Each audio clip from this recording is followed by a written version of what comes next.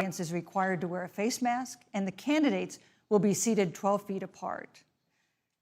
The audience is enthusiastic about their candidates, but they've agreed to express that enthusiasm only twice, at the end of the debate and now, when I introduce the candidates. Please welcome California Senator Kamala Harris and Vice President Mike Pence.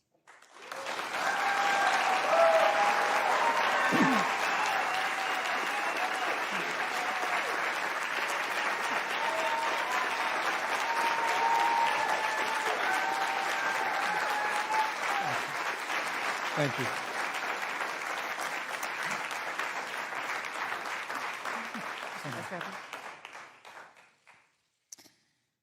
Senator Harris and Vice President Pence, thank you for being here. We're meeting as President Trump and the First Lady continue to undergo treatment in Washington after testing positive for COVID-19. We send our thoughts and prayers to them for their rapid and complete recovery and for the recovery of everyone afflicted by the coronavirus. The two campaigns and the Commission on Presidential Debates have agreed to the ground rules for tonight. I'm here to enforce them on behalf of the millions of Americans who are watching. One note, no one in either campaign or at the Commission or anywhere else has been told in advance what topics I'll raise or what questions I'll ask. This 90-minute debate will be divided into 9 segments of about 10 minutes each. I'll begin a segment by posing a question to each of you, sometimes the same question, sometimes a different question on the same topic. You will then have 2 minutes to answer without interruption by me or the other candidate. Then we'll take 6 minutes or so to discuss the issue. At that point, although there will always be more to say, we'll move on to the next topic. We want a debate that is lively, but Americans also deserve a discussion that is civil. These are tumultuous times, but we can and will have a respectful exchange about the big issues facing our nation. Let's begin with the ongoing pandemic that has cost our country so much. Senator Harris, the coronavirus is not under control.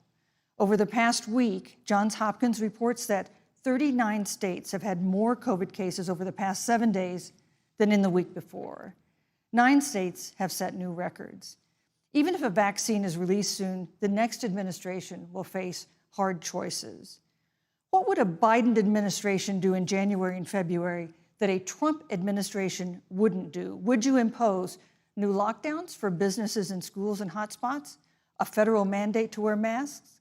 You have 2 minutes to respond without interruption. Thank you, Susan. Well, the American people have witnessed what is the greatest failure of any presidential administration in the history of our country. And here are the facts. 210,000 dead people in our country in just the last several months. Over 7 million people who have contracted this disease. 1 in 5 businesses closed. We're looking at frontline workers who have been treated like sacrificial workers. We are looking at over 30 million people who in the last several months had to file for unemployment. And here's the thing. On January 28th, the Vice President and the President were informed about the nature of this pandemic. They were informed that it's lethal in consequence, that it is airborne, that it will affect young people, and that it would be contracted because it is airborne. And they knew what was happening, and they didn't tell you.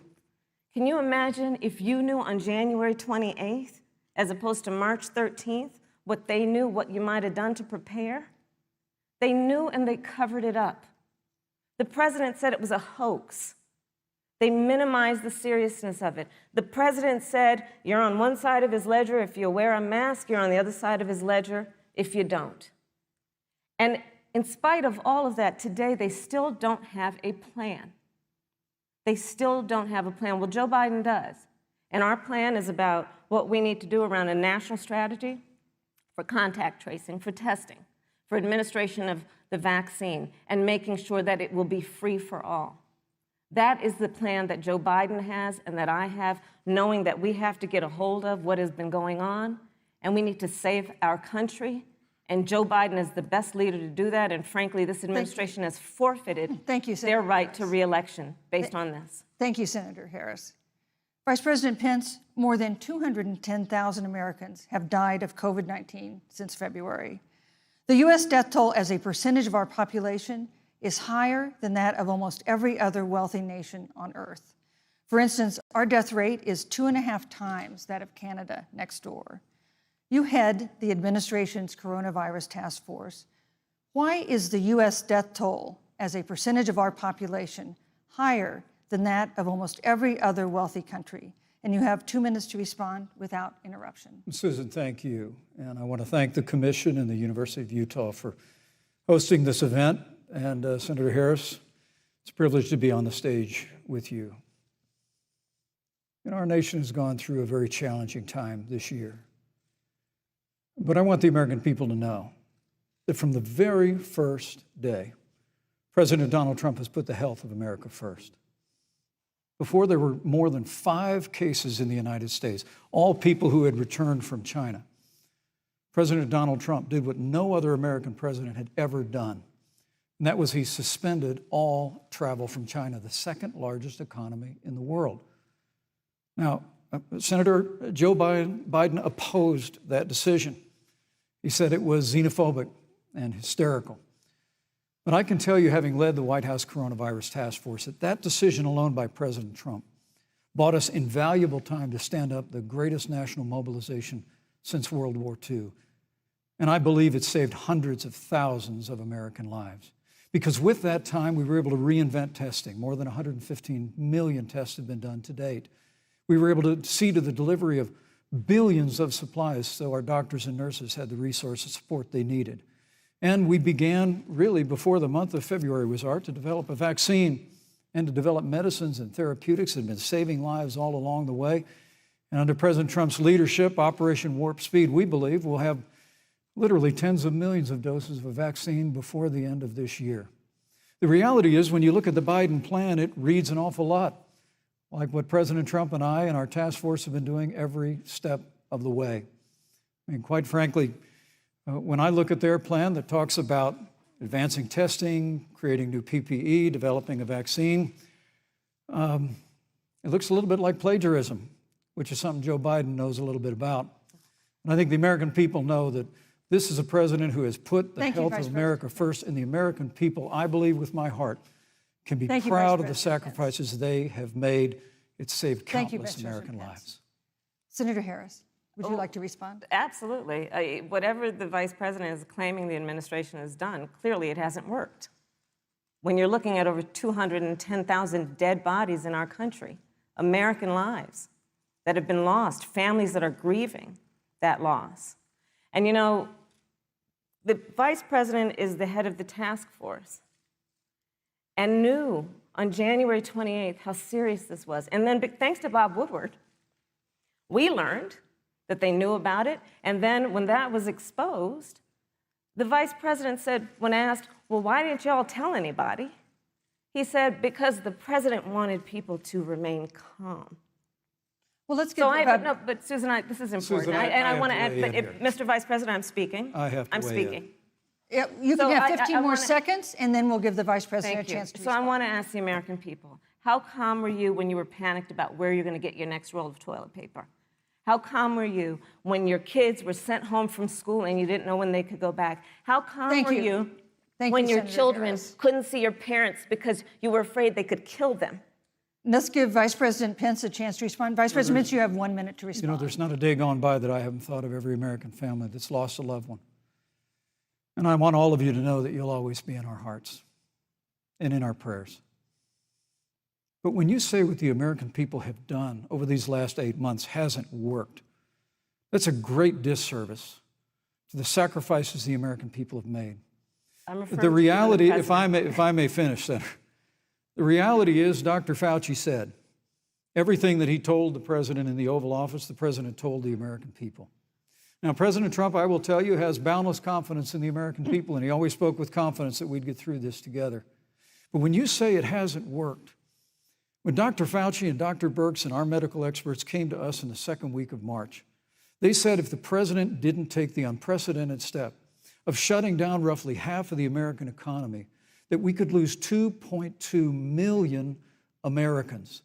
Now, that's the reality. Thank you. They also Thank you, said Vice to us, if President we Pence. did everything right, Susan, we could still lose more than 200,000 Americans. Vice Now, President one Pence. life lost is too Thank you. many, Susan. But the American people, I believe, deserve credit for the sacrifices that they have made, putting the health of their family and their neighbors first, our doctors, our nurses, our first Thank you, Vice responders. President Pence. And I'm going to speak up on behalf of what the American people have done. Vice President Pence, you were in the front row in a Rose Garden event 11 days ago at what seems to have been a super spreader event for senior administration and congressional officials. No social distancing, few masks, and now a cluster of coronavirus cases among those who were there. How can you expect Americans to follow the administration's safety guidelines to protect themselves from COVID when you at the White House have not been doing so? Well, the American people have demonstrated over the last 8 months that when given the facts, they're willing to put the health of their families and their neighbors and people they don't even know first. President Trump and I have great confidence in the American people and their ability to take that information and put it into practice.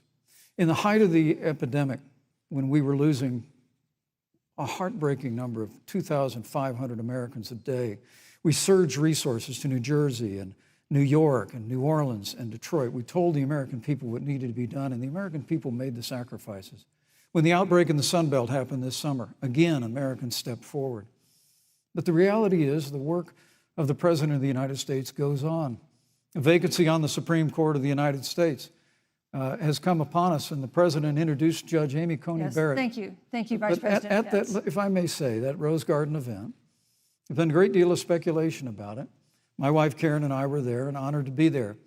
Many of the people who were at that event, Susan, actually were tested Yes. for coronavirus, and it was an outdoor event, which all of our scientists regularly and routinely advise. The difference here is President Trump and I trust the American people to make choices in the best interest of their health. Joe Biden and Kamala Harris consistently talk about mandates, and not just mandates with the coronavirus, but a government takeover of health care, Thank you, the Vice Green New President Pence. Deal, all government control. We're about freedom and respecting the freedom of the American people. Let's talk about respecting the American people. You respect the American people when you tell them the truth. You respect the American people when you have the courage Which we've to be a always leader, done. speaking of those things that you may not want people to hear, but they need to hear so they can protect themselves. But this administration stood on information that if you had as a parent, if you had as a worker, knowing you didn't have enough money saved up, and now you're standing in a food line because of the ineptitude of an administration that was unwilling to speak the truth to the American people. So let's talk about caring about the American people. The American people have had to sacrifice far too much because of the incompetence of this administration. It is asking too much of the people. Susan, we talked No, about Vice It is President asking Pence. too much of the people. Look- That they would not be equipped with the information they need to help themselves to protect Susan, their the parents President- and No, their I'm children. sorry. Kamala Harris, Senator Harris, I'm sorry. It's fine, I'm Kamala. No, you're Senator Harris to me. For life to get back to normal, Dr. Anthony Fauci and other experts say that most of the people who can be vaccinated need to be vaccinated. But half of Americans now say they wouldn't take a vaccine if it was released now. If the Trump administration approves a vaccine before or after the election, should Americans take it, and would you take it? If the public health professionals, if Dr. Fauci, if the doctors tell us that we should take it, I'll be the first in line to take it, absolutely. But if Donald Trump tells us that we should take it, I'm not taking it. Vice President Pence, there have been a lot of repercussions from this pandemic. In recent days, the president's diagnosis of COVID-19 has underscored the importance of the job that you hold and that you are seeking. That's our second topic tonight. It's the role of the vice president. One of you will make history on January 20th. You will be the vice president to the oldest president the United States has ever had. Donald Trump will be 74 years old on Inauguration Day. Joe Biden will be 78 years old. That already has raised concerns among some voters, concerns that have been sharpened by President Trump's hospitalization in recent days. Vice President Pence, have you had a conversation or reached an agreement with President Trump about safeguards or procedures when it comes to the issue of presidential disability? And if not, do you think you should? You have 2 minutes without interruption. Well, Susan, thank you, although I would like to go back. I think we need to move on to the issue of Thank you, but I would like to go back vice-presidency. because the reality is that we're going to have a vaccine, Senator, in record time, in unheard of time, in less than a year. We have 5 companies in phase 3 clinical trials, and we're right now producing tens of millions of doses. So the fact that you continue to undermine public confidence in a vaccine, if the vaccine emerges during the Trump administration, I think is unconscionable. And Senator, I just ask you, stop playing politics with people's lives. The reality is that we will have a vaccine, we believe, before the end of this year. And it will have the capacity to save countless American lives. And your continuous undermining of confidence in a vaccine is it's just unacceptable. And let me also say, you know, the reality is when you talk about failure in this administration, we actually do know what failure looks like in a pandemic. It was 2009. The swine flu arrived in the United States. Thankfully, it ended up not being as lethal as the coronavirus. But before the end of the year, when Joe Biden was Vice President of the United States, not 7.5 million people contracted the swine flu. 60 million Americans contracted the swine flu. If the swine flu had been as lethal as the coronavirus, in 2009, when Joe Biden was Vice President, we would have lost 2 million American lives. His own Chief of Staff, Ron Klain, would say last year that it was pure luck that they did, quote, everything possible wrong. And we learned from that. They left the strategic national stockpile empty. They left an empty and hollow plan, but we still learned from it. And I think the American people, I'm going to say again, can be proud of what we have done. And Senator, please stop undermining confidence in a vaccine. Senator Harris, let me ask you the same question that I asked Vice President Pence, which is, have you had a conversation or reached an agreement with Vice President Biden about safeguards or procedures when it comes to the issue of presidential disability? And if not, and if you win the election next month, do you think you should? You have 2 minutes uninterrupted. So let me tell you, first of all, the day I got the call from Joe Biden, it was actually a Zoom call, asking me to serve with him on this ticket was probably one of the most memorable days of my life. I thought about my mother, who came to the United States at the age of 19, gave birth to me at the age of 25 at Kaiser Hospital in Oakland, California. And the thought that I'd be sitting here right now, I know would make her proud, and she must be looking down on this. Joe and I were raised in a very similar way. We were raised with values that are about hard work, about the value and the dignity of public service, and about the importance of fighting for the dignity of all people. And I think Joe asked me to serve with him because, I have a career that included being elected the first woman district attorney of San Francisco, where I created models of innovation for law enforcement in terms of reform of the criminal justice system. I was elected the first woman of color and black woman to be elected Attorney General of the state of California, where I ran the second largest Department of Justice in the United States, second only to the United States Department of Justice. And there I took on everything from transnational criminal organizations to the big banks that were taking advantage of homeowners, to for-profit colleges that were taking advantage of veterans.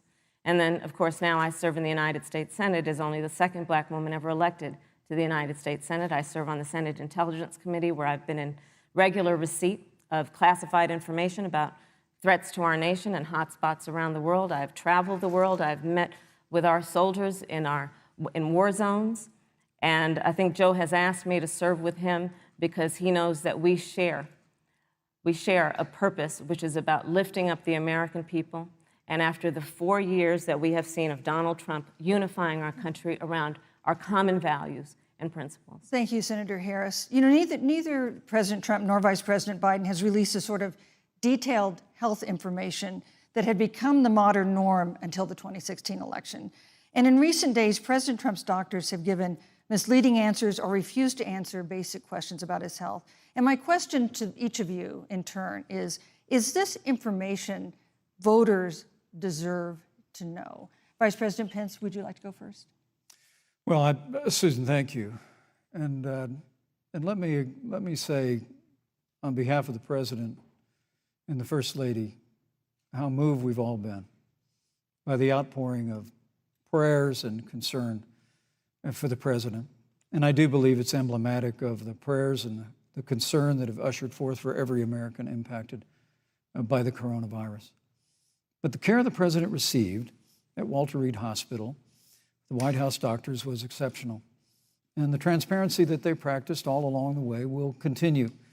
The American people have a right to know about the health and well-being of their president, and will continue to do that. But I'm just extremely grateful and was more than a little moved by the broad and bipartisan support. And Senator, I want to thank you and Joe Biden for your expressions of genuine concern. And I also want to congratulate you, as I did on that phone call, on the historic nature of your nomination. Thank you. I never expected to be on this stage 4 years ago, so I know the feeling. But the reality is we've got an election before the American people in the midst of this challenging year.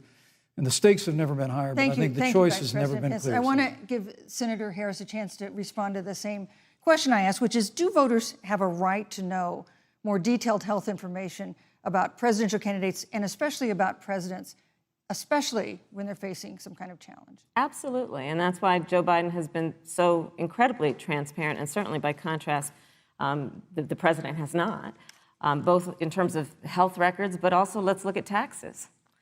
We now know, because of great investigative journalism, that Donald Trump paid $750 in taxes. When I first heard about it, I literally said, "You mean $750,000? And it was like, no, $750.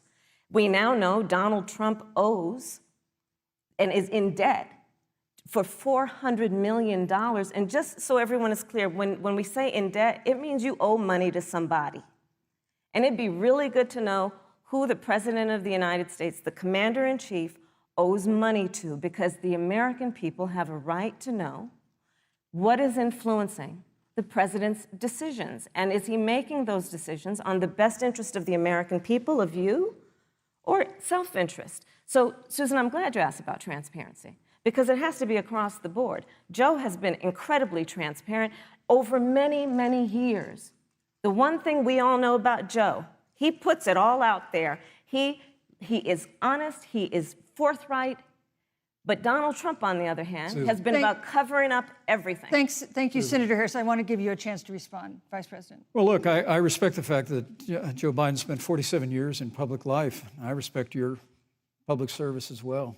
Thank you. But the American people have a president who's a businessman, he's a job creator, who's paid tens of millions of dollars in taxes, payroll taxes, property taxes. He's created tens of thousands of American jobs. And the president said those public reports are not accurate. And the president's also released literally stacks of financial disclosures the American people can review just as the law allows. But the distinction here is that Joe Biden, 47 years in public service, compared to President Donald Trump, who brought all of that experience 4 years ago. Thank you, Vice and President. turned this economy around by cutting taxes, rolling back regulation, unleashing American energy, fighting for free and fair trade, and all of that's on the line if Joe Biden and Kamala Harris. You know, that's a good segue into our third topic, which is about the economy. This has been another aspect of life for Americans that's been so affected by this coronavirus. We have a jobs crisis brewing. On Friday, we learned that the unemployment rate had declined to 7.9% in September, but the job growth had stalled, and that was before the latest round of layoffs and furloughs in the airline industry at Disney and elsewhere. Hundreds of thousands of discouraged workers have stopped looking for work. Nearly 11 million jobs that existed at the beginning of the year haven't been replaced. Those hardest hit include Latinos, Blacks, and women. Senator Harris, the Biden-Harris campaign has proposed new programs to boost the economy, and you would pay for that new spending by raising $4 trillion in taxes on wealthy individuals and corporations. Some economists warn that could curb entrepreneurial ventures that fuel growth and create jobs.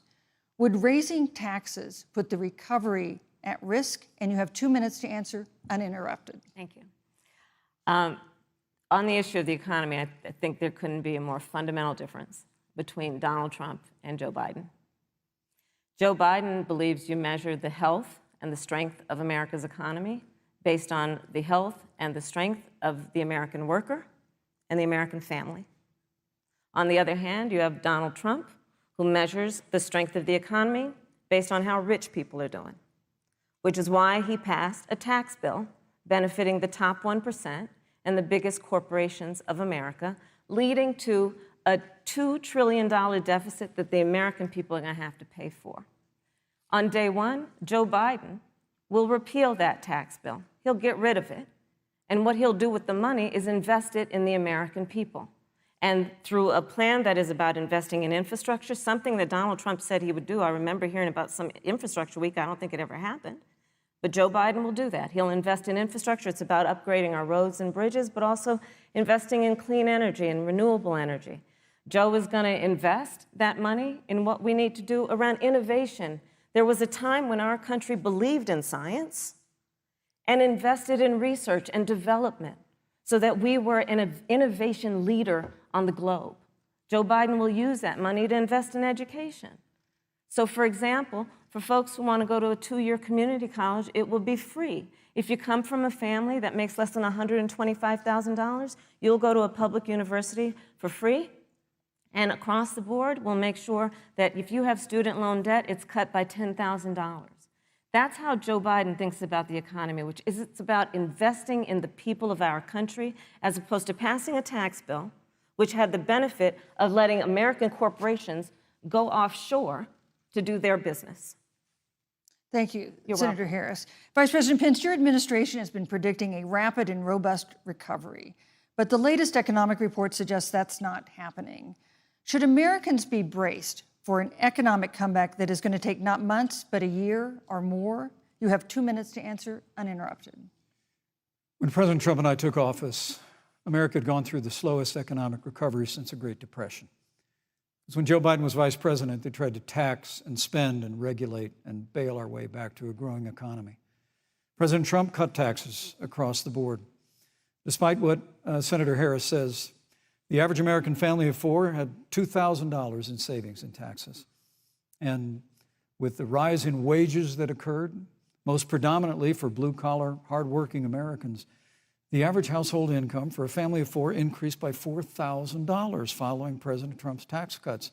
But America, you just heard Senator Harris tell you, on day one, Joe Biden's going to raise your taxes. It's really remarkable to think, Susan.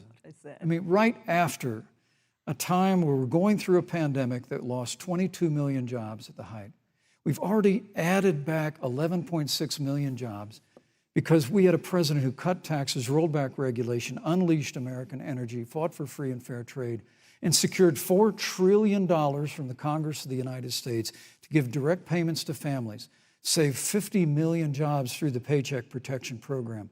We literally have spared no expense to help the American people and the American worker through this. Joe Biden and Kamala Harris want to raise taxes. They want to bury our economy under a $2 trillion Green New Deal, which you were one of the original co-sponsors of in the United States Senate. They want to abolish fossil fuels and ban fracking, which would cost hundreds of thousands of American jobs all across the heartland. And Joe Biden wants to go back to the economic surrender to China, that when we took office, half of our international trade deficit was with China alone. And Joe Biden wants to repeal all of the tariffs that President Trump put into effect to fight for American jobs and American workers. Joe Biden says democracy's on the ballot. Make no mistake about it, Susan. The American economy, the American comeback is on the ballot with 4 more years of growth and opportunity, 4 more years of President Donald Trump. 2021 is going to be the biggest economic year in the history of this country. Thank you, Vice President Pence. Senator Harris.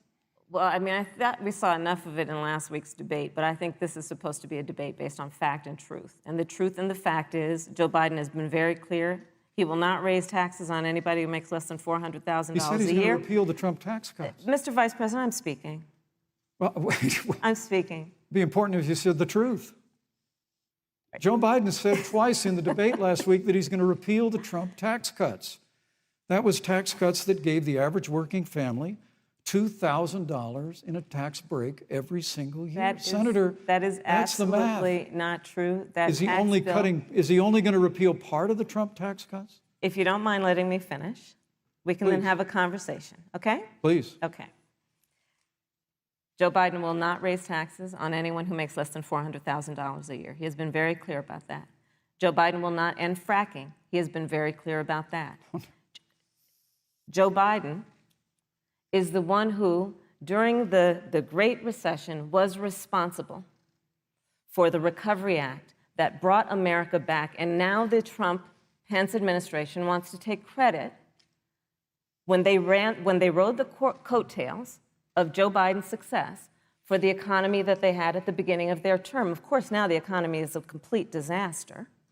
But Joe Biden, on the one hand, did that. On the other hand, you have Donald Trump, who has reigned over a recession that is being compared to the Great Depression. On the one hand, you have Joe Biden, who was responsible with President Barack Obama for the Affordable Care Act, which brought health care to over 20 million Americans and protected people with pre-existing conditions. And what it also did is it saved those families who otherwise were going bankrupt because of hospital bills they could not afford. On the other hand, you have Donald Trump, who's in court right now, trying to get rid of the Affordable Care Act, which means that you will lose protections if you have pre-existing conditions. And this is very important, Susan. Yes, and it's but we need to give Vice President. I'd just like to, he interrupted me, and I'd like to just finish, please.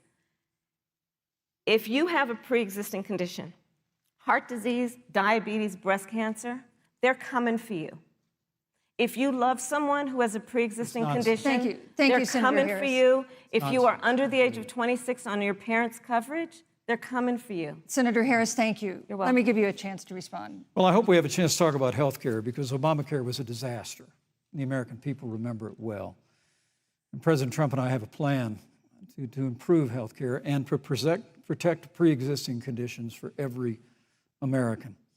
But look, Senator Harris, you're entitled to your own opinion, but you're not entitled to your own facts. You yourself said on multiple occasions when you were running for president that you would ban fracking. Joe Biden looked at a supporter in the eye and pointed and said, I guarantee that we will abolish fossil fuels. They have a $2 trillion version of the Green New Deal, Susan, that your newspaper, USA Today, said really wasn't that very different from the original Green New Deal. More taxes, more regulation, banning fracking, abolishing fossil fuel, crushing American energy, and economic surrender to China is a prescription for economic decline. President Trump and I will keep America growing. The V-shaped recovery that's underway right now will continue with 4 more years of President Donald Trump in the White House. Thank you very, very much, Vice President Pence. Once again, you've provided the perfect segue to a new topic, which is climate change. And Vice President Pence, I'd like to pose the first question to you. This year, we've seen record-setting hurricanes in the South. Another one, Hurricane Delta, is now threatening the Gulf. And we have seen record-setting wildfires in the West.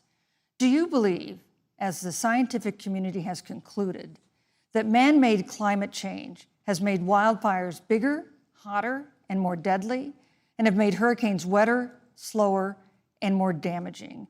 You have 2 minutes uninterrupted. Thank you, Susan. Well, first, I'm very proud of our record on the environment and on conservation. According to all of the best estimates, our air and land are cleaner than any time ever recorded.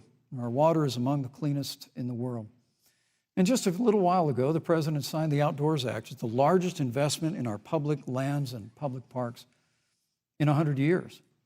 So President Trump has made a commitment to conservation and to the environment. Now, with regard to climate change, the climate is changing. But the issue is, what's the cause and what do we do about it? President Trump has made it clear that we're going to continue to listen to the science. Now, Joe Biden and Kamala Harris would put us back in the Paris Climate Accord. They'd impose the Green New Deal. which would crush American energy, would increase the energy costs of American families in their homes, and literally would crush American jobs. And President Trump and I believe that the progress that we have made in a cleaner environment has been happening precisely because we have a strong free market economy. You know, what's remarkable is the United States has reduced CO2 more than the countries that are still in the Paris Climate Accord, but we've done it through innovation, and we've done it through natural gas and fracking, which, Senator, the American people can go look at the record. I know Joe Biden says otherwise now, as you do, but the both of you repeatedly committed to abolishing fossil fuel and banning fracking. And so by creating the kind of American innovation, we're actually steering toward a stronger and better environment. With regard to wildfires, President Trump and I believe that forest management has to be front and center, and even Governor Gavin Newsom from your state has agreed we've got to work on forest management. And with regard to hurricanes, the National Oceanic Administration tells us that actually as difficult as they are, Thank you, Vice President. There are no more hurricanes today than there were 100 years ago. Thank you. But many of the climate alarmists use sorry, hurricanes and wildfires to try and sell their bill of goods of a Green New Deal. And President Trump and I are going to always put American jobs and American workers first. Senator Harris, as the Vice President mentioned, you co-sponsored the Green New Deal in Congress. But Vice President Biden said in last week's debate that he does not support the Green New Deal. But if you look at the Biden-Harris campaign website, it describes the Green New Deal as a crucial framework. What exactly would be the stance of a Biden-Harris administration toward the Green New Deal? You have 2 minutes uninterrupted. Sure. So first of all, I will repeat, and the American people know, that Joe Biden will not ban fracking. That is a fact. That is a fact.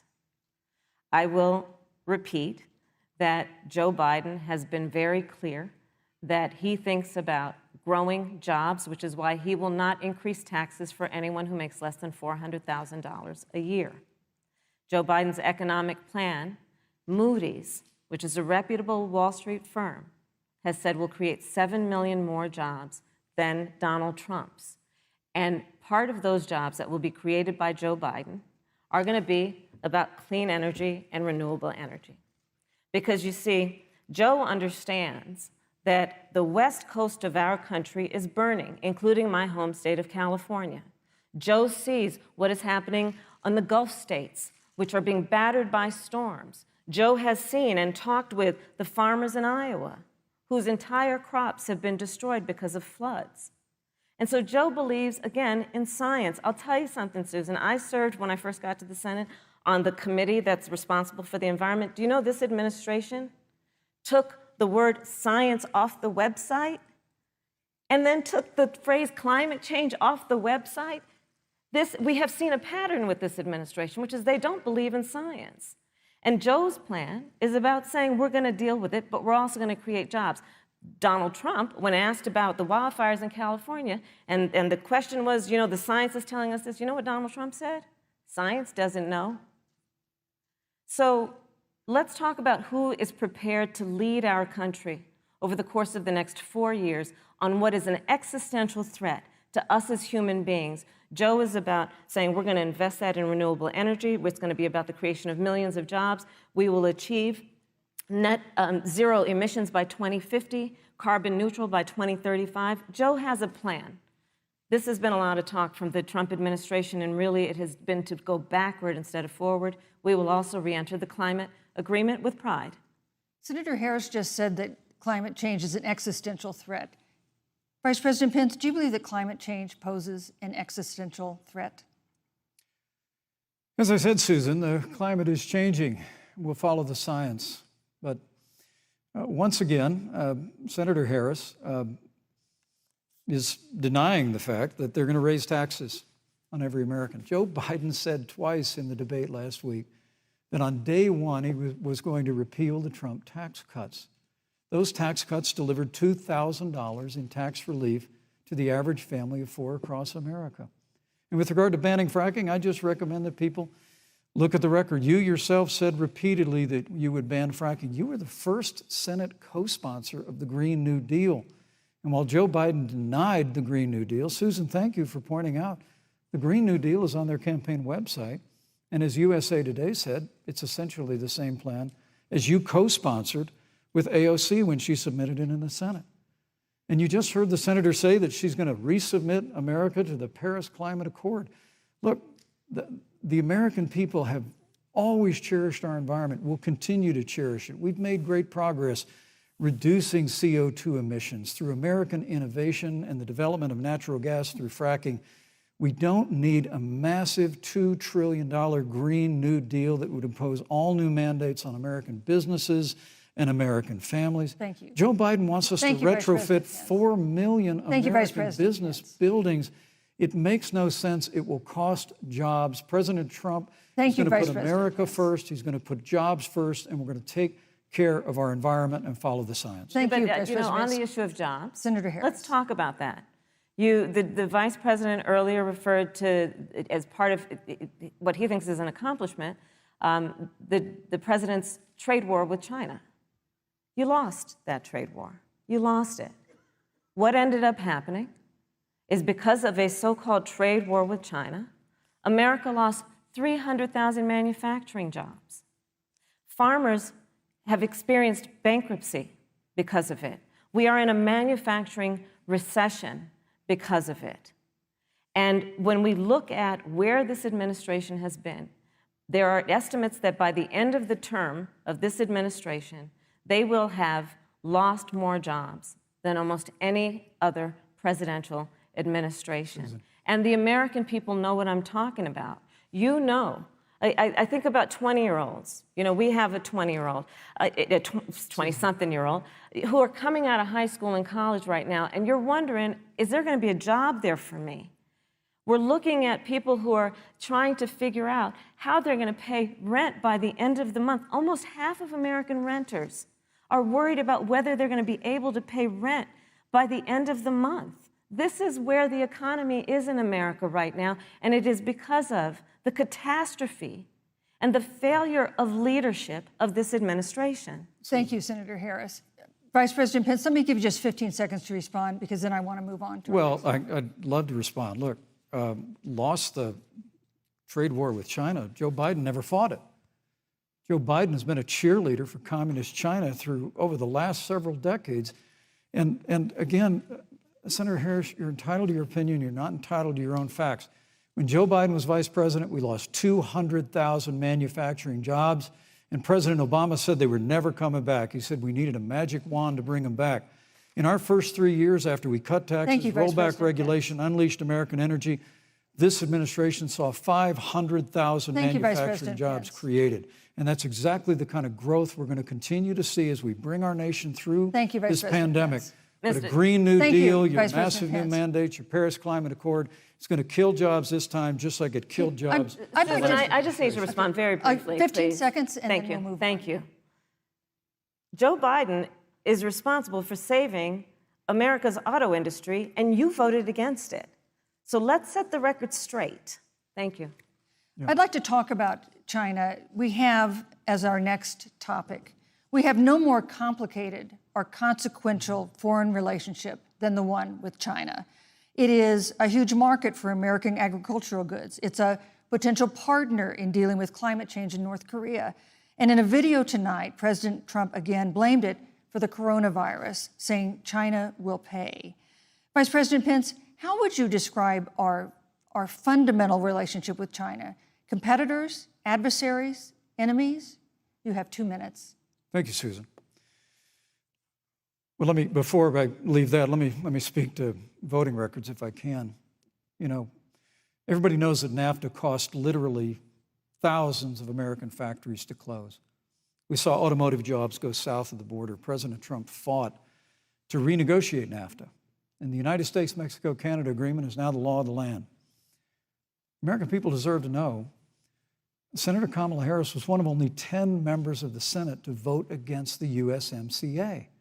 It was a huge win for American auto workers.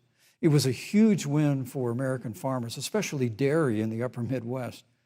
But Senator, you said it didn't go far enough on climate change, that you put your radical environmental agenda ahead of American auto workers and ahead of American jobs. I think the American people deserve to know that. It's probably why Newsweek magazine said that Kamala Harris was the most liberal member of the United States Senate in 2019, more liberal than Bernie Sanders, more liberal than any of the others in the United States Senate. So now, with regard to China, look, Susan, first and foremost,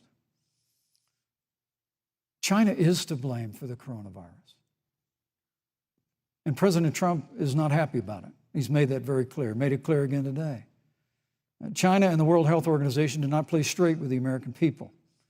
They did not let our personnel into China to get information on the coronavirus until the middle of February. Fortunately, President Trump, in dealing with China from the outset of this administration, standing up to China that had been taking advantage of America for decades in the wake of Joe Biden's cheerleading for China, President Trump made that decision before the end of January to suspend all travel from China. And again, the American people deserve to know Joe Biden opposed President Trump's decision to suspend all travel from China. He said it was hysterical. He said it was Thank you, Vice xenophobic. President Pence. But President Trump has Vice President stood Pence, up your to time is China. up. We're going to continue to stand strong. Thank you, Vice President Pence. We want to improve the relationship, but we're going to level the playing field, and we're going to hold Vice President China Pence. accountable for what they did to America with the coronavirus. Thank you. Senator Harris, let me ask you the same question that I asked the Vice President. How would you describe our fundamental relationship with China? Are we competitors, adversaries, enemies? You'll have 2 minutes uninterrupted. Susan, the Trump administration's perspective and approach to China has resulted in the loss of American lives, American jobs, and America's standing. There's a weird obsession that President Trump has had with getting rid of whatever accomplishment was achieved by President Obama and Vice President Biden. For example, they created within the White House an office that basically was responsible for monitoring pandemics. They got rid of it. Not true. There was a team of disease experts that President Obama and Vice President Biden dispatched to China to monitor what is now predictable and what might happen. They pulled them out. We now are looking at 210,000 Americans who have lost their lives. Let's look at the job situation. We mentioned before the trade deal, the trade war, they wanted to call it, with China. It resulted in the loss of over 300 manufacturing jobs and a manufacturing recession, and the American consumer paying thousands of dollars more for goods because of that failed war that they called it. Then let's talk about standing. Pew, a reputable research firm, has done an analysis that shows that leaders of all of our formerly allied countries have now decided that they hold in greater esteem and respect Xi Jinping, the head of the Chinese Communist Party, than they do Donald Trump, the President of the United States, the Commander-in-Chief of the United States. This is where we are today because of a failure of leadership by this administration. Senator Harris, we've seen changes in the role of the United States in terms of global leadership over the past 4 years. And of course, times do change. What's your definition? We've seen strains with China, of course, as the Vice President mentioned. We've seen strains with our traditional allies in NATO and elsewhere. What is your definition of the role of American leadership in 2020? So, Joe I love talking with Joe about a lot of these issues. And, Joe, I think he said it quite well. He says, foreign policy, it might sound complicated, but really it's relationships. So just think about it as relationships. And so we know this in our personal and professional relationships. You got to keep your word to your friends. Got to be loyal to your friends. People who've stood with you, got to stand with them. You got to know who your adversaries are and keep them in check. But what we have seen with Donald Trump is that he has betrayed our friends and embraced dictators around the world. Let's take, for example, Russia. So Russia, I serve on the Intelligence Committee of the United States Senate. America's intelligence community told us Russia interfered in the election of the President of the United States in 2016 and is playing in 2020. Christopher Wray, the director of the FBI, said the same. But Donald Trump, the commander-in-chief of the United States of America, prefers to take the word of Vladimir Putin over the word of the American intelligence community. You look at our friends at NATO. He has walked away from agreements. You can look at the Iran nuclear deal, which now has put us in a position where we are less safe because they are building up what might end up being a significant nuclear arsenal. We were in that deal, guys. We were in the Iran nuclear deal with friends, with allies around the country. And because of Donald Trump's unilateral approach to foreign policy, coupled with his isolationism, he pulled us out and has made America less safe. So, Susan, it's about relationships. And the thing that has always been part of the strength of our nation, in addition to our great military, has been that we keep our word. But Donald Trump doesn't understand that because he doesn't understand what it means to be honest. Thank you, Senator Harris. Vice President Pence, let me give you a chance to respond. Well, thank you. Well, President Trump kept his word when we moved the American embassy to Jerusalem, the capital of the state of Israel. When Joe Biden was vice president, they promised to do that, and they never did. We've stood strong with our allies, but we've been demanding. NATO is now contributing more to our common defense than ever before, thanks to President Trump's leadership. We've strengthened our alliances across the Asia-Pacific, and we've stood strong against those who would do us harm. You know, when President Trump came into office, ISIS had captured an area of the Middle East the size of Pennsylvania. But President Trump unleashed the American military, and our armed forces destroyed the ISIS caliphate and took down their leader, al-Baghdadi, without one American casualty. Al-Baghdadi was responsible for the death of thousands. But notably, America's hearts today are with the family of Kayla Mueller, her parents of which are here with us tonight in Salt Lake City. Today, two of the ISIS killers responsible for Kayla Mueller's murder were brought to justice in the United States. Jihadi John was killed on the battlefield along with the other beetle. The reality is that when Joe Biden was vice president, we had an opportunity to save Kayla Mueller. It breaks my heart to reflect on it, but the military came into the Oval Office, presented a plan. They said they knew where Kayla was. Baghdadi had held her for 18 months, abused her mercilessly before they killed her. But when Joe Biden was vice president, they hesitated for a month. And when armed forces finally went in, it was clear she'd been moved 2 days earlier. And her family says with a heart that broke the heart of every American that if President Donald Trump had been president, they believe Kayla would be alive today. Thank you, Vice Look, President. we destroyed the ISIS caliphate. And you talk about re-entering the Iran nuclear deal. I mean, the last administration transferred $1.8 billion to the leading state sponsor Thank you, Vice of President terrorism. Pence. President Donald Trump got us out of the deal. Thank you, Vice President Pence. And when Qasem Soleimani was traveling to Baghdad Thank you, to do Vice President harm Pence. to Americans, President Donald Trump took Thank you, him Vice out. President Pence. And America is safer, our allies are safer, and the American people know President Donald Trump will never Thank you, hesitate Vice President to take Pence. action. I would like to give Senator Harris a chance to respond, but not at such great length because, of course, there are other topics we want to talk about. But I would like equal time. Yes. Thank you. Please go ahead. First of all, to the Mueller family, I know about your daughter's case, and I'm so sorry. I'm so sorry. What happened to her is awful, and it should have never happened. And I know Joe feels the same way. And I know that President Obama feels the same way. But you mentioned Soleimani. Let's start there. So after the strike on Soleimani, there was a counter strike on our troops in Iraq. And they suffered serious brain injuries. And do you know what Donald Trump dismissed them as? Headaches.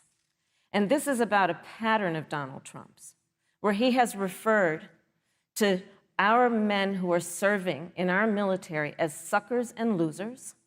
Donald Trump, who went to Arlington Cemetery and stood above the graves of our fallen heroes and said, what's in it for them? Because, of course, he only thinks about what's in it for him. Let's take what he said about John McCain, a great American hero.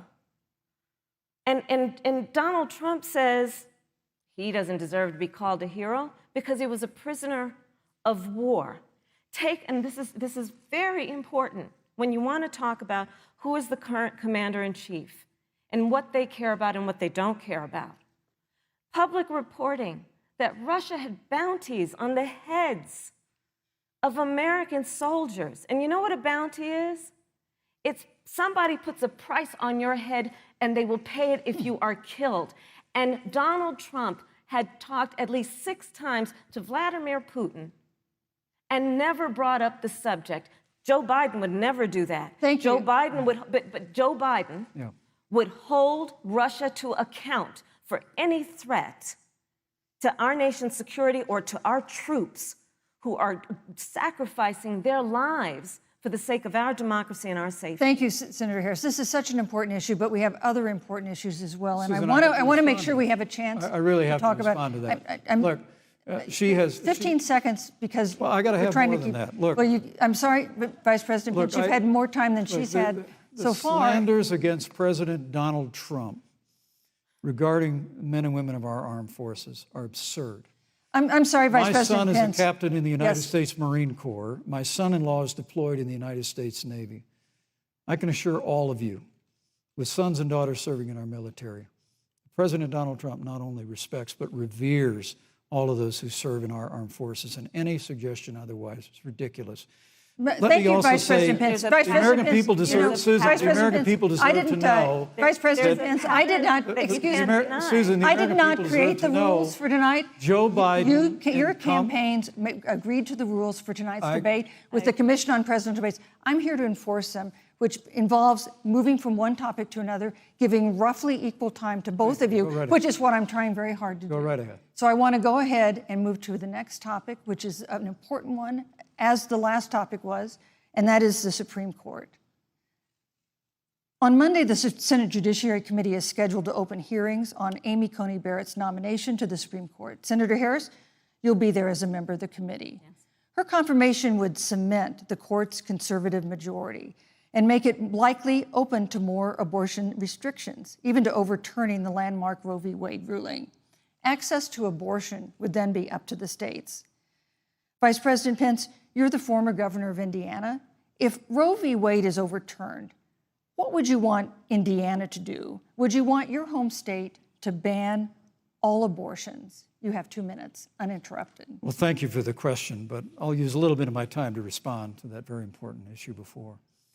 The American people deserve to know Qasem Soleimani, the Iranian general, was responsible for the death of hundreds of American service members.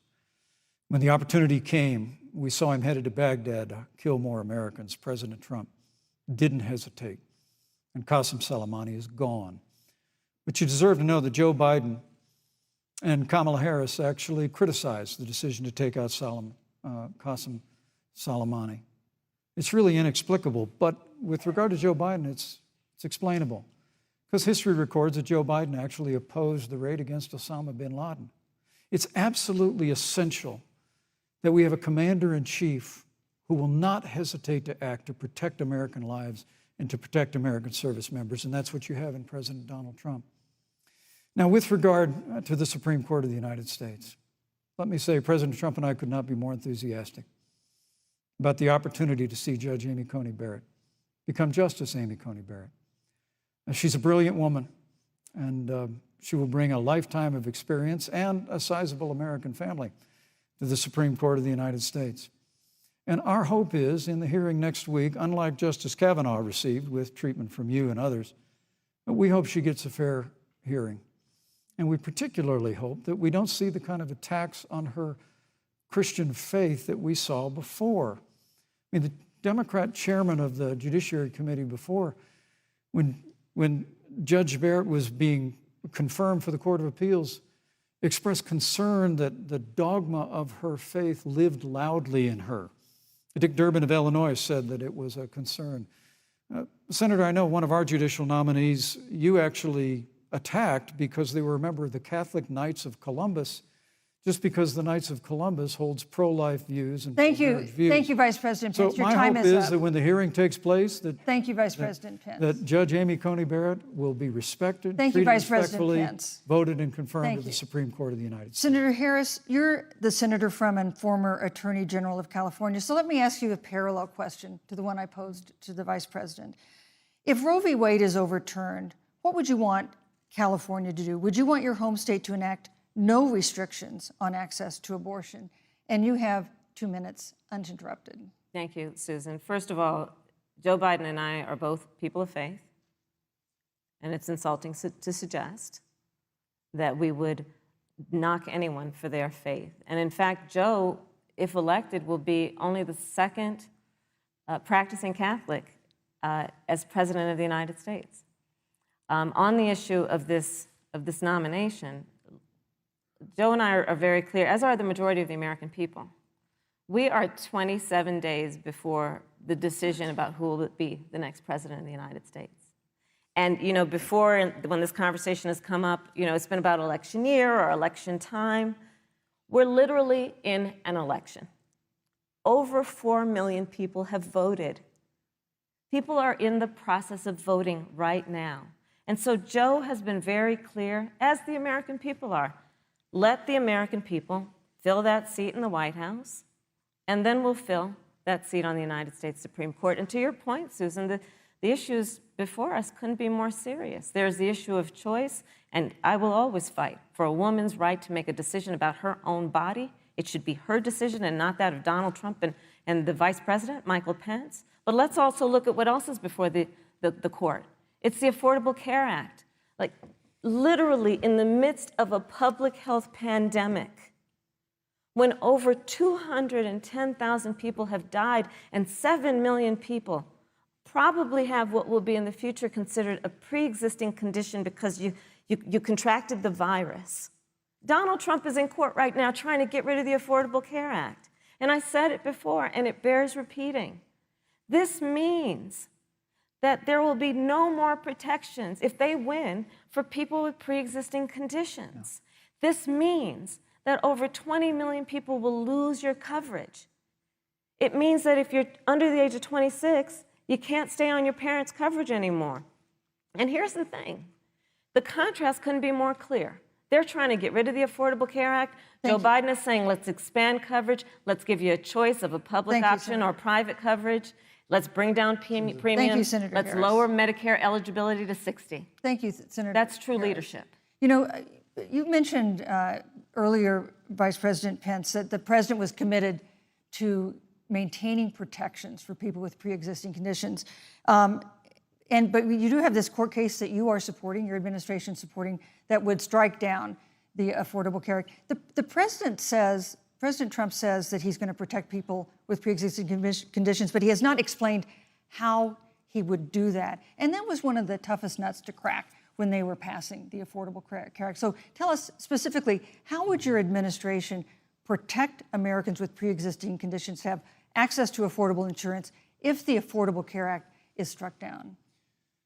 Well, thank you, Susan. But let me just say, addressing your very first question, I couldn't be more proud to serve as vice president to a president who stands without apology for the sanctity of human life. I'm pro-life. I don't apologize for it. And this is another one of those cases where there's such a dramatic contrast.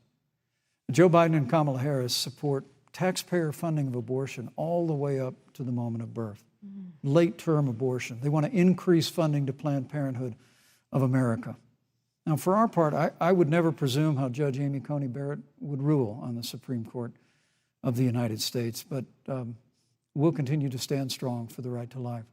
When you speak about the Supreme Court, though, I think the American people really deserve an answer, Senator Harris. Are you and Joe Biden going to pack the court if Judge Amy Coney Barrett is confirmed? I I mean, there have been 29 vacancies on the Supreme Court during presidential election years, from George Washington to Barack Obama. Presidents have nominated in all 29 cases.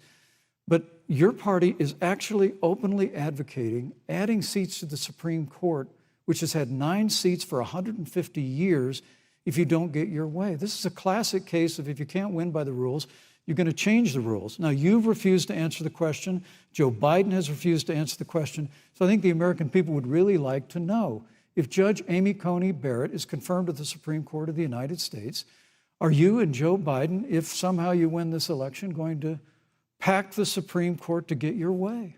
I'm so glad we went through a little history lesson. Let's do that a little more. In 1864... Well, I'd like you to answer the question. No, Mr. Yes, Vice President, I'm please, speaking. very I'm fast. speaking. Okay.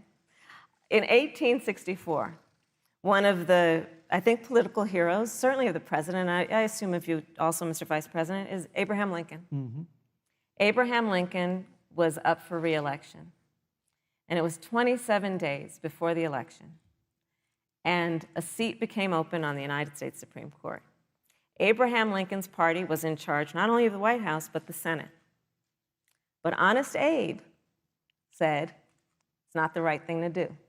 The American people deserve to make the decision about who will be the next president of the United States, and then that person can select who will serve for a lifetime on the highest court of our land. And so Joe and I are very clear. The American people are voting right now, and it should be their decision about who will serve on this most important body for a lifetime. Thank you, And Senator the American Harris. people, Susan, are voting right now. They'd like to know if you and Joe Biden are going to pack the Supreme Court if you don't get your way in this nomination. Let's talk about packing. You once Come again on. gave a non-answer. Joe Biden gave a non-answer. Trying to answer you the now. American people deserve a straight answer. And if you haven't figured it out yet, the straight answer is they are going to pack the Supreme Court if they somehow win this election. Men and Mr. women, Vice President, I got to I tell you, think people across this country, if you cherish our Supreme Court, if you cherish the separation of powers, you need to reject the Biden-Harris ticket. Come November the 3rd, re-elect President Donald Trump, and we'll stand by that separation of powers in a 9-seat Supreme Court. Yeah, let's talk about packing the court then. Let's talk about the Please. fact. Yeah, I'm about to. So the Trump-Pence administration has been, because I sit on the Senate Judiciary Committee, Susan, as you mentioned, and I've witnessed the appointments for lifetime appointments to the federal courts, district courts, courts of appeal. People who are purely ideological, people who have been reviewed by legal professional organizations and found to have been not competent, are substandard.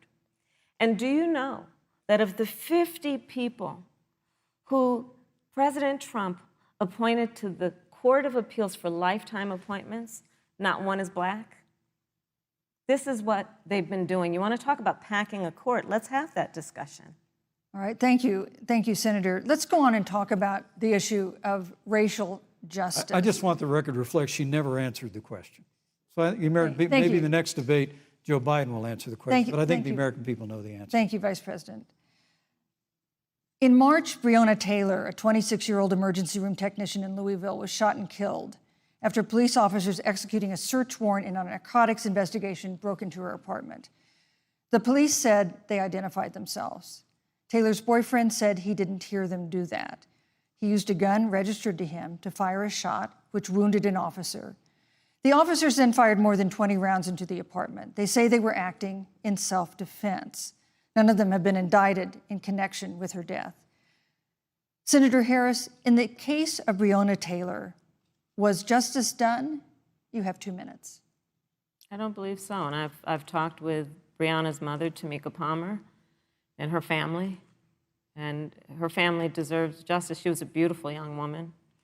She had as her life goal to become a nurse, and she wanted to become an EMT to first learn what's going on out on the street so she could then become a nurse and save lives.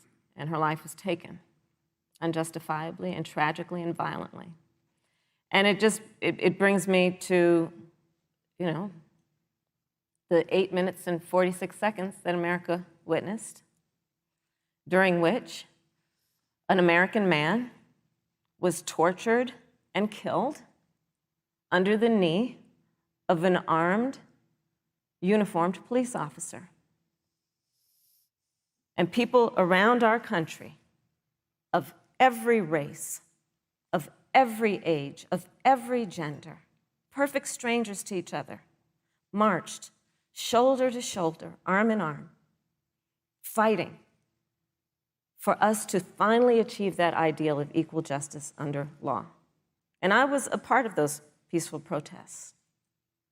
And I believe strongly that, first of all, we are never going to condone violence, but we always must fight for the values that we hold dear, including the fight to achieve our ideals. And that's why Joe Biden and I have said on this subject, look, and I'm a former career prosecutor. I know what I'm talking about. Bad cops are bad for good cops. We need reform of our policing in America and our criminal justice system, which is why Joe and I will immediately ban chokeholds and carotid holds. George Floyd would be alive today if we did that. We will require a national registry for police officers who break the law. We will, on the issue of criminal justice reform, get rid of private prisons and cash bail, and we will decriminalize marijuana, and we will expunge the records of those who have been convicted of marijuana. This is a time for leadership on a tragic, tragic issue of unarmed Black people in America who have been killed. Thank you, Senator Harris. Vice President Pence, let me pose the same question to you. In the case of Breonna Taylor, was justice done? You have 2 minutes, uninterrupted. Well, our heart breaks for the loss of any innocent American life. And the family of Breonna Taylor has our sympathies. But I trust our justice system, a grand jury that refused the evidence. And it really is remarkable that as a former prosecutor, you would assume that an impaneled grand jury looking at all the evidence got it wrong. But you're entitled to your opinion, Senator. I think, look, and with regard to George Floyd, there's no excuse for what happened to George Floyd. And justice will be served. But there's also no excuse for the rioting and looting that followed. I mean, it really is astonishing. Flora Westbrook is with us here tonight in Salt Lake City. Just a few weeks ago, I stood at what used to be her salon. It was burned to the ground by rioters and looters. And Flora is still trying to put her life back together. And I must tell you, this presumption that you hear consistently from Joe Biden and Kamala Harris, that America is systemically racist, and that, as Joe Biden said, that he believes that law enforcement has an implicit bias against minorities, is a great insult to the men and women who serve in law enforcement. And I want everyone to know who puts on the uniform of law enforcement every day that President Trump and I stand with you. And it is remarkable that when Senator Tim Scott tried to pass a police reform bill, brought together a group of Republicans and Democrats, Senator Harris, you got up and walked out of the room. And then you filibustered Senator Tim Scott's bill on the Senate floor that would have provided new accountability, new resources. Look, we don't have to choose between supporting law enforcement, improving public safety, and supporting our African American neighbors and all of our minorities. Under President Trump's leadership, we'll always stand with law enforcement, and we'll do what we've done from day one, and that is improve the lives of African Americans. Thank you, Vice President Record unemployment, record investments in education, and we'll fight for school choice for all of our minorities. Thank you, Vice President. I'd like to respond. Senator Harris. I will not sit here and be lectured by the Vice President on what it means to enforce the laws of our country. I am the only one on this stage who has personally prosecuted everything from child sexual assault to homicide. I'm the only one on this stage who has prosecuted the big banks for taking advantage of America's homeowners. I'm the only one on this stage who prosecuted for-profit colleges for taking advantage of our veterans. And the reality of this is that we are talking about an election in 27 days, where last week the President of the United States took a debate stage in front of 70 million Americans and refused to condemn white supremacists. Not true. And not true. It wasn't like he didn't have a chance. He didn't do it, and then he doubled down. And then he said, when pressed, stand back, stand by. And this is a part of a pattern of Donald Trump's. He called Mexicans rapists and criminals. He instituted as his first act a Muslim ban. On the issue of Charlottesville, where people were peacefully protesting the need for racial justice, where a young woman was killed. And on the other side, there were neo-Nazis carrying tiki torches, shouting racial epithets, anti-Semitic slurs. And Donald Trump, when asked about it, said, there were fine people on both sides. This is who we have as the President of the United States. And America, you deserve better. Joe Biden will be a president who brings our country together. Senator Harris, and recognizes the beauty in our diversity and the fact that we Senator all Harris, have so much more in common than what separates us. Vice President Pence, let me give you a minute to respond. Thank you, Susan. I appreciate that very much. You know, I think this is one of the things that makes people dislike the media so much in this country, Susan, is that you selectively edit, just like Senator Harris did, comments that President Trump and I and others on our side of the aisle make. I mean, Senator Harris conveniently omitted, after the president made comments about people on either side of the debate over monuments, he condemned the KKK, neo-Nazis, and white supremacists, and has done so repeatedly. You're concerned that he doesn't condemn neo-Nazis. President Trump has Jewish grandchildren. His daughter and son-in-law are Jewish. This is a president who respects and cherishes all of the American people. But you talk about having personally prosecuted. I'm glad you brought up your record, Senator. Thank you. I really need to make this point. When you were DA in San Francisco, when you left office, African Americans were 19 times more likely to be prosecuted for minor drug offenses than whites and Hispanics. When you were Attorney General of California, you increased the disproportionate incarceration of blacks in California. You did nothing on criminal justice reform in California. You didn't lift a finger to pass the First Step Act on Capitol Hill. I mean, the reality is your record speaks for itself. President Trump and I have fought for criminal justice reform. Thank you, Vice President We've fought Pence. for educational choice and opportunities for African Americans, all of our Thank you, minorities. sir. And we'll do it for 4 more Thank years. you. You know, there is no more important issue than the final issue that we're going to talk about tonight, and that is the issue of the election But itself. Susan, he attacked my record. I would like an opportunity to respond. Let me give you 30 seconds because we're running out of time. I appreciate that. First of all, having served as the Attorney General of the state of California, the work that I did is a model of what our nation needs to do, and we will be able to do under a Joe Biden presidency. Our agenda includes what this administration has failed to do. It will be about not only instituting a ban on chokeholds and carotid holes. Thank you. Not only.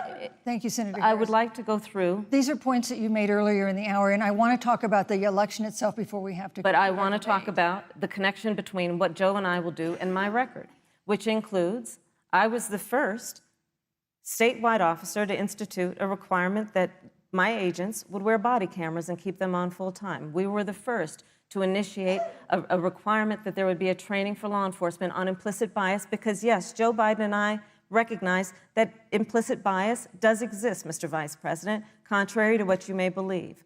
We did the work of instituting reforms that were about investing in reentry. This is the work that we have done and the work we will do going forward. And again, I will not be lectured by the Vice President on our record of what we have done in terms of law enforcement and keeping our communities safe and a commitment to reforming the criminal justice system of America. Thank you, Senator Harris. And I'd like to pose I'd like you to respond first to the question on our final topic, the election itself. President Trump has several times refused to commit himself to a peaceful transfer of power after the election. If your ticket wins and President Trump refuses to accept a peaceful transfer of power, what steps would you and Vice President Biden then take? What would happen next? You have 2 minutes.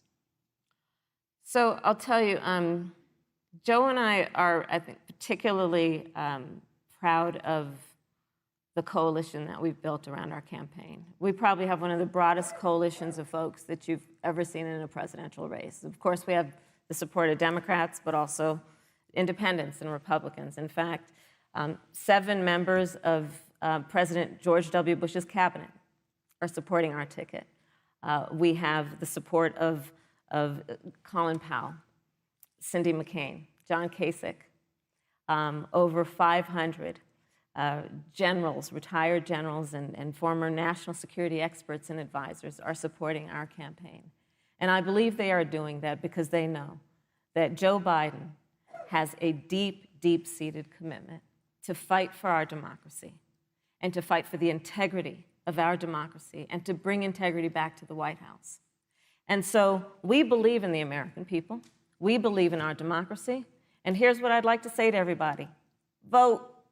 Please vote. Vote early. Come up with a plan to vote. Go to iwillvote.com. You can also go to joebiden.com.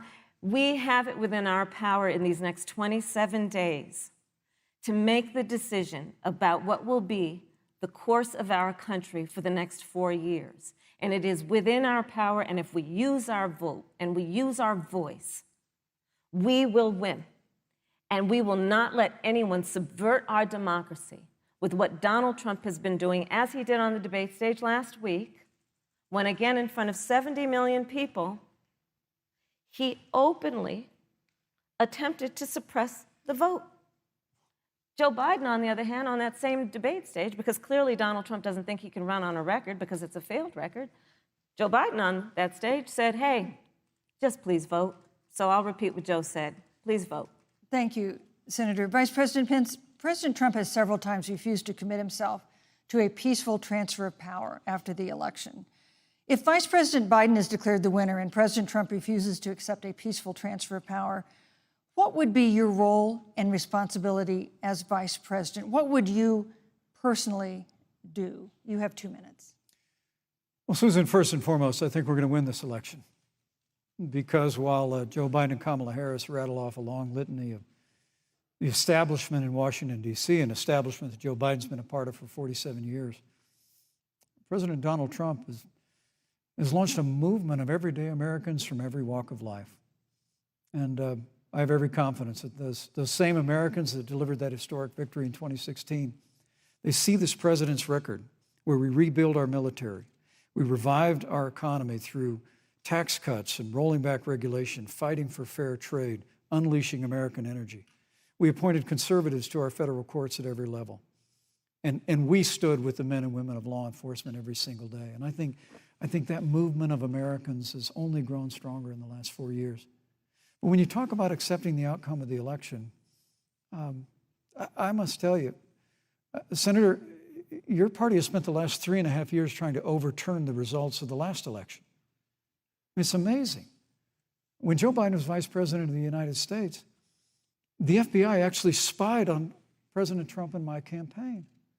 I mean, there were documents released this week that the CIA actually made a referral to the FBI documenting that those allegations were coming from the Hillary Clinton campaign. And of course, we've all seen the avalanche, what you put the country through for the better part of 3 years until it was found that there was no obstruction, no collusion, case closed. And then Senator Harris, you and your colleagues in the Congress tried to impeach the President of the United States over a phone call.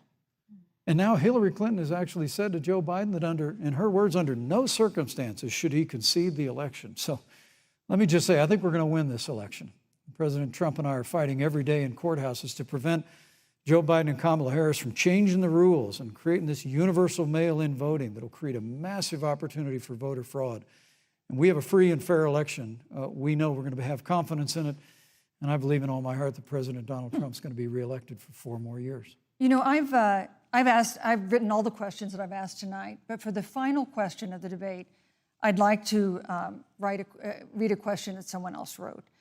The Utah Debate Commission asked students in the state to write essays about what they would like to ask you. And I want to close tonight's debate with the question posed by Brecklin Brown, She's an 8th grader at Springville Junior High in Springville, Utah. And here's what she wrote, quote, "When I watch the news, all I see is arguing between Democrats and Republicans. When I watch the news, all I see is citizen fighting against citizen.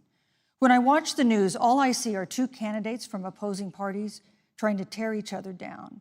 If our leaders can't get along, how are the citizens supposed to get along?" And then she added, "Your examples could make all the difference to bring us together," end quote.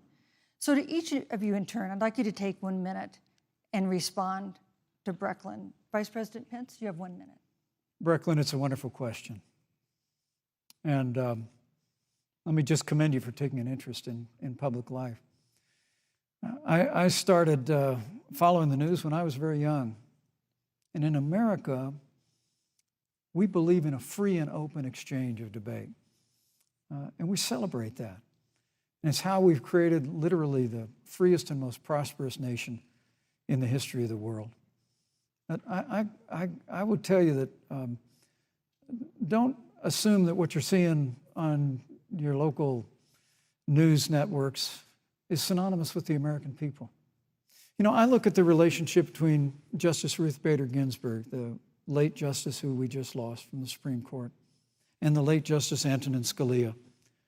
They were on polar opposites on the Supreme Court of the United States, one very liberal, one very conservative. But what's been learned since her passing was the two of them and their families were the very closest of friends. I mean, here in America, we can disagree. We can debate vigorously, as Senator Harris and I have on this stage tonight. But when the debate is over, we come together as Americans. And that's what people do in big cities and small towns all across this country. So I just want to encourage you, Brecklin. I want to tell you that we're going to work every day to have government as good as our people. And the American people each and every day love a good debate. We love a good argument. But we always come together and are always there for one another in times of need. And we've especially learned that through the difficulties of this year. Senator Harris, what would you say to Brecklin? First of all, I love hearing from our young leaders. And when I hear her words, when I hear your words, Brecklin, I know our future is bright because it is that perspective on who we are and who we should be. That is a sign of leadership and is something we should all aspire to be. And that, that brings me to Joe. Joe Biden, one of the reasons that Joe decided to run for president is after Charlottesville, which we talked about earlier. It so troubled him and upset him like it did all of us, that there was that kind of hate and division. What propelled Joe to run for president was to see that over the course of the last 4 years, what Brecklin described has been happening. Joe has a long-standing reputation of working across the aisle and working in a bipartisan way. And that's what he's going to do as president.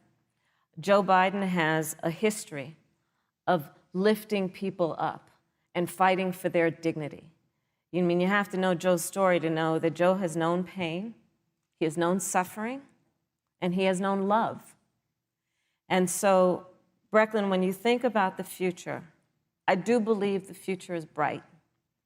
And it will be because of your leadership, and it will be because we fight for each person's voice through their vote, and we get engaged in this election because you have the ability through your work and through, eventually, your vote to determine the future of our country and what its leadership looks like.